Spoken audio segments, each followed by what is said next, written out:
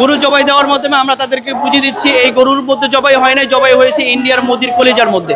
৩২ নাম্বারও থাকবে না, এই দেশে হাসিনার কোনো কিছু চিহ্ন ভিন্ন থাকবে না। মুজিববাদ মূলত একটা ধর্মের মতো প্রতিষ্ঠা হয়ে গেছে। আওয়ামী লীগ মানে একটা ধর্ম, স্বৈরাচার শাসন আওয়ামী লীগ ছিল, তাদেরকে একবার পূর্ণভাবে এই মাটি থেকে নিশ্চিহ্ন করা। আমাদের বার্তা একদমই ক্লিয়ার, যারা এখন পর্যন্ত মুজিববাদকে টিকিয়ে রাখতে যাচ্ছে বিশ্বের মধ্যে, আমরা 32 নম্বর ঘুরিয়ে দেওয়ার মধ্যে তাদেরকে বার্তা দিয়ে দিলাম 32 নাম্বারও থাকবে না, এই দেশে হাসিনার কোনো কিছু চিহ্ন ভিন্ন থাকবে না। মুজিববাদের যে তাদের যে অপকালচার, অপসংস্কৃতি এখানে যে একেবারে মাটির সাথে শিকড় গেড়ে বসছিল, সেটার মূলোৎপাটন করার জন্য আমরা মূলত গরু জবাই করছি। আপনারা দেখছেন এর আগে আমরা এখানে যে ফ্যাসিস্ট এবং ফ্যাসিজম যে তৈরি করে প্রথম আলো এবং ডেইলি স্টার, তাদের সামনেও কিন্তু আমরা গরু জবাই করছি।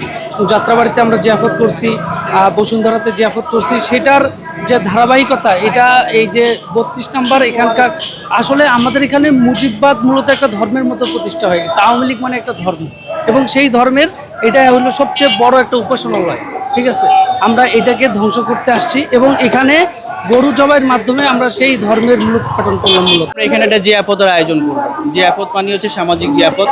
এটার উদ্দেশ্য হচ্ছে এই পর্যন্ত ফ্যাসিস্ট হাসিনা আমাদের বাংলাদেশের জনগণ যাদেরকে খুন করেছে, তাদের আত্মার মাগফিরাত 1 নম্বর বিষয়। 2 নম্বর বিষয় হচ্ছে আপনারা দেখতেছেন ধানমন্ডি 32 নাম্বার যে তাদের জাগ্রত একটা চেতনা ছিল, সেই চেতনাকে আমরা গুড়িয়ে দিয়েছি, ছাত্র জনতা গুড়িয়ে দিয়েছে। এই গুড়িয়ে দেওয়ার মাধ্যমে হচ্ছে মুজিববাদের কবর রচনা বাংলাদেশে হয়ে গেছে, কিন্তু মুজিববাদকে কিন্তু এখনো পরিপূর্ণ নিস্তার করা যায় নাই। মুজিববাদকে সংস্কার করে রেখেছে হচ্ছে পাশের দেশ ইন্ডিয়াতে। গরু জবাই দেওয়ার মাধ্যমে আমরা তাদেরকে বুঝিয়ে দিচ্ছি এই গরুর মধ্যে জবাই হয় নাই, জবাই হয়েছে ইন্ডিয়ার মোদির কলিজার মধ্যে। কি কারণে? তারা বাংলাদেশের মানুষের সাথে গাদ্দারি করেছে।